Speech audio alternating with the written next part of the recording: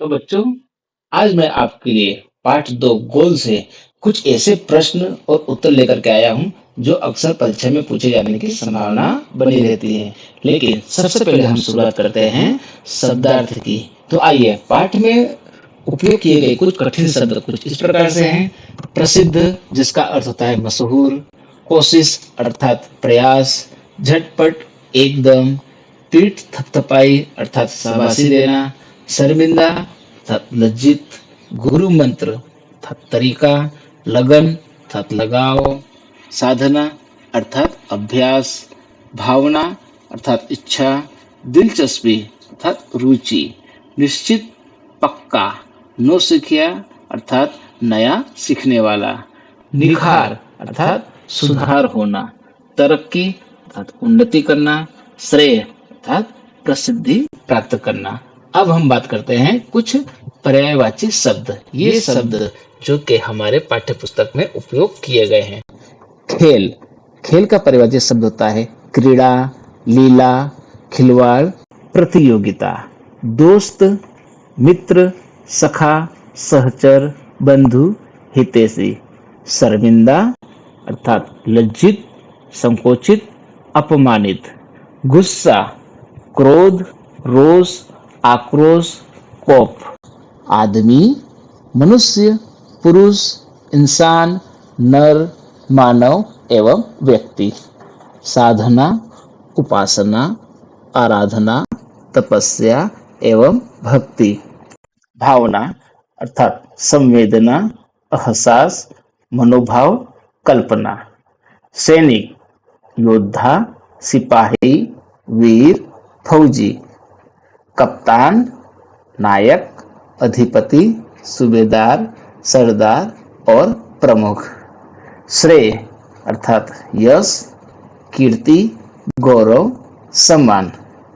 अब हम बात करते हैं कुछ ऐसे शब्द जो कि हमारे पाठ्य पुस्तक में उपयोग किए गए हैं, लेकिन हम जानेंगे उनका विलोम शब्द। बेकार का विलोम शब्द उपयोगी। कोशिश, आलस्य। गुस्सा, शांत, चिंता, निश्चिंत। खत्म अर्थात आरंभ या प्रारंभ या शुरुआत। शर्मिंदा, निर्लज। लगन अर्थात उदासीनता अथवा अरुचि। अब हम बात करेंगे ऐसे प्रश्न जो कि परीक्षा में पूछे जाने की संभावना बनी रहती है। नंबर 1, ध्यानचंद की सफलता का रहस्य क्या था? तो मेजर ध्यानचंद की सफलता का रहस्य था उनका खेल के प्रति सच्ची लगन, साधना एवं खेल भावना। जब उन्होंने हॉकी खेलना शुरू किया तो उस दौर में, शुरुआती दौर में वो बिल्कुल नए नए थे, लेकिन धीरे धीरे जैसे जैसे वे अभ्यास करते गए वैसे वैसे उनके खेल में निखर आता गया और वे आगे बढ़ते गए। हॉकी सीखने के लिए कठिन से कठिन हमें परिस्थितियों में भी लगातार निरंतर प्रयासरत रहना चाहिए। 1936 में जब वे बर्लिन ओलंपिक टीम के कप्तान बने और अपने हॉकी खेलने के ढंग से लोगों को इतना प्रभावित किया कि लोग उन्हें हॉकी का जादूगर के रूप में जानने लगे। तो ध्यानचंद की सफलता का रहस्य मुख्य रूप से लगन, साधना एवं खेल भावना ही रही है। बात करते हैं क्वेश्चन नंबर 2 कि किन बातों से ऐसा लगता है कि ध्यानचंद स्वयं से पहले दूसरों को रखते थे।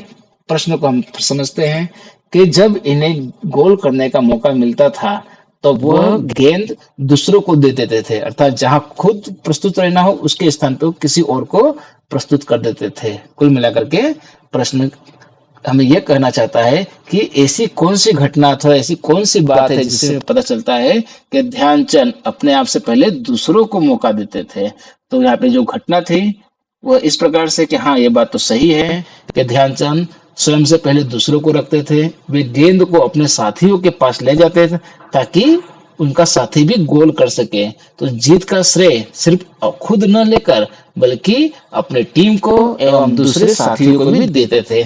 तो दूसरे की और इस बात का भी हमेशा ख्याल रखते थे कि हार हो या जीत उनकी नहीं बल्कि पूरे देश की हो। यदि हार है तो पूरे देश की हार, जीत है तो पूरे देश की।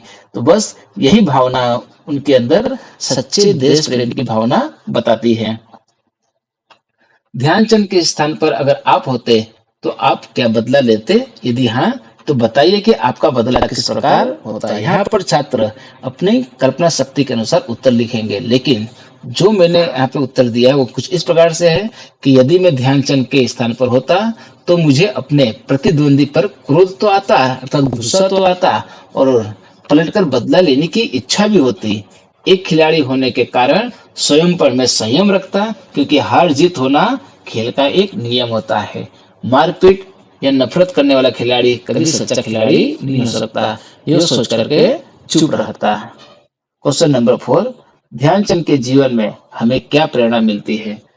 हमने जो पाठ पढ़ा उस पाठ से हमें कौन कौन सी बातें सीखने को मिलती है कि जो हम ध्यानचंद के माध्यम से सीख सकते हैं? उत्तर है कि ध्यानचंद के जीवन से हम यह सीख सकते हैं, समर्पण, अनुशासन और टीम भावना। किसी भी क्षेत्र में सफलता प्राप्त करना महत्वपूर्ण होता है।